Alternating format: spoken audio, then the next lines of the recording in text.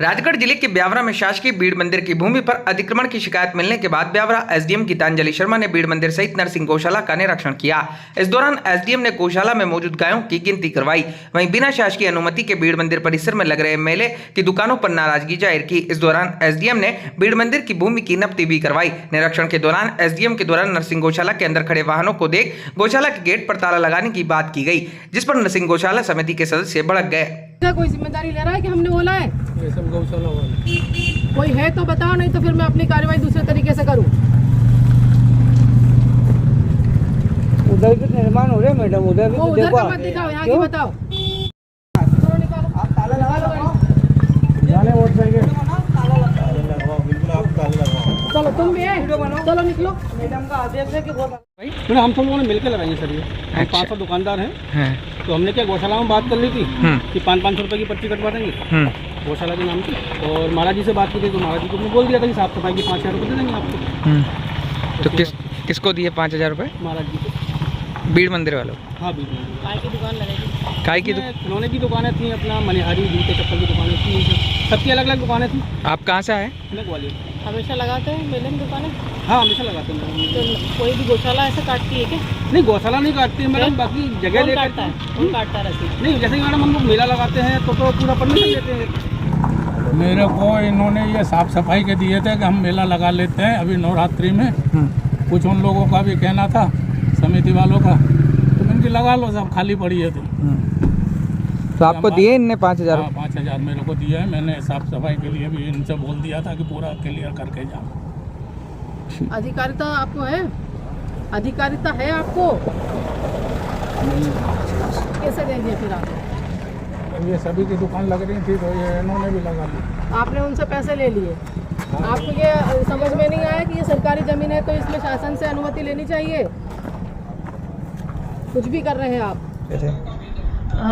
यहाँ ब्यावरा में बीड़ मंदिर जो कि शासकीय मंदिर है, और इसके नाम से दर्ज भूमि है लगभग 80 बीघा के लगभग ज़मीन है, और कुछ ज़मीन जो लगभग 16 बीघा या 16 हेक्टेयर के आसपास ज़मीन है वो हबीपुरा में है। बाकी शेष ज़मीन पूरे ब्यावरा शहर से और मंदिर के आसपास लगी हुई ज़मीन है।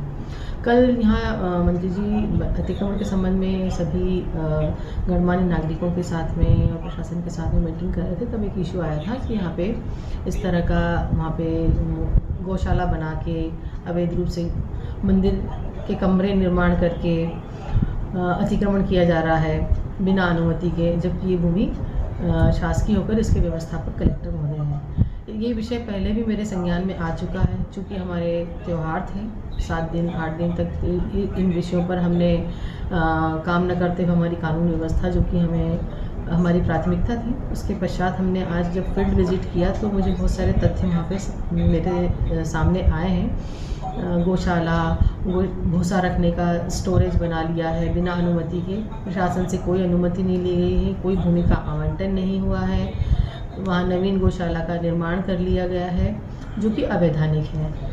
अभी मैं आपने ताला लगाने की भी बात की है गौशाला में। निरीक्षण के दौरान मैंने वहाँ पाया कि जो पुरानी गौशाला संचालित थी उसके कैंपस में 4-5 वाहन खड़े हुए थे।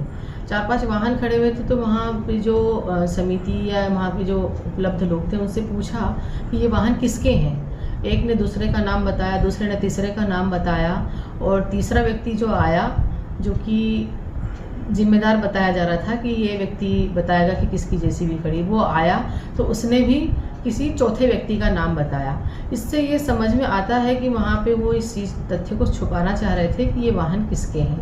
हालांकि मुझे पूरी तरह से पता है कि ये उनके संज्ञान में अवश्य होगा कि ये वाहन किसके हैं, लेकिन वो बताना नहीं चाहते थे। चूँकि बताना भी नहीं चाहते थे और प्रशासन की ये जिम्मेदारी होती कि अवैध रूप से यदि कोई वाहन किसी परिसर में खड़ा है तो हम उसकी जिम्मेदारी लेकर उसका वैधानिक निराकरण करें। इसलिए मैंने कहा था कि जब तक इसका निराकरण नहीं होता है यहाँ पे गेट पे ताला लगा दे ताकि कोई इन वाहनों को खुर्द-बुर्द ना करे। कितनी गायें वहाँ पे देखने को मिली, किस तरह की व्यवस्थाएं? पुरानी गौशाला में 3 शेड बने हुए हैं, तो वहाँ लगभग तीनों शेड की गायें करीबन 150 के आसपास गायें वहाँ पे हैं पुरानी गौशाला में।